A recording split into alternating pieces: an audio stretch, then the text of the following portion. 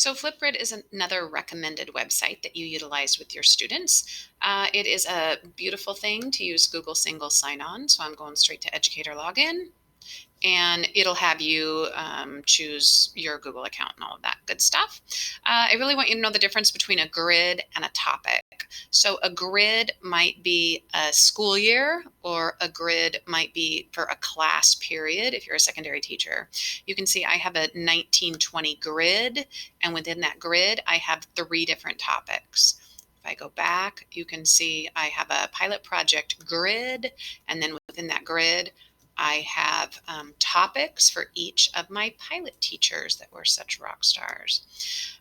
If you want to start and are ready to start, add a new grid. So again, I'm going to call this remote learning. And I usually like to put school years on it. So I'm going to go ahead and do 1920. The grid type, now this is important also, school email. Not only do you need to click on that, but when you get into the settings, it's not just MLSD 161 because your students are MLSD k12.org. And if I hit enter there, make sure those are the 2 allowed emails. I'm going to go ahead and click that next button. And you don't want to share the entire grid with your students. You're going to want to share individual topics. So I'm going to go to that grid, and here I'm going to move that. Stefan's making me put in. And they always start with a default topic, but I'm just going to go ahead and add my own new topic. And this one might be, tell me what you learned from reading. Oops, it's only 35. So tell me the main idea. And then in my prompt right here, read chapters 1 through 5 of Redfern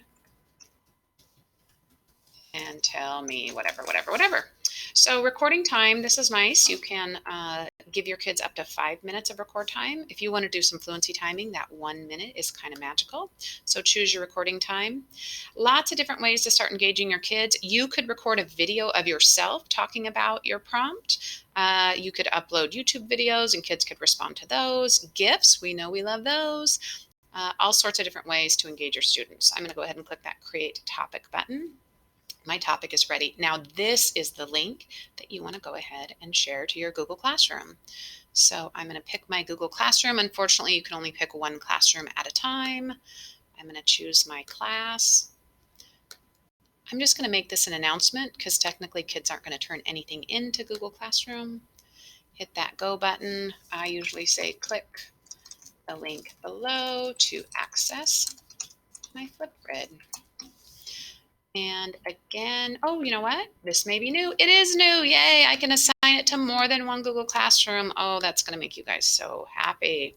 I'm still just going to post to one. Again, I could have assigned it to more than one class and more than one student. Again, we have the option. This can post now. We can schedule it for later or save it as a draft if we don't quite know when we want our students to do it.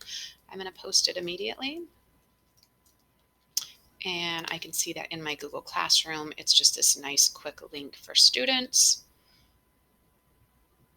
They'll be able to click on my FlipGrid link.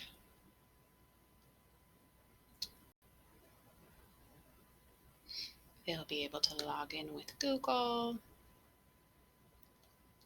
And they'll be able to record their response. So they just are going to scroll down. You can see there is my title and there are my directions, and kids are going to click on that green plus sign. So that'll get you started in a FlipGrid. Give it a shot. You'll love it.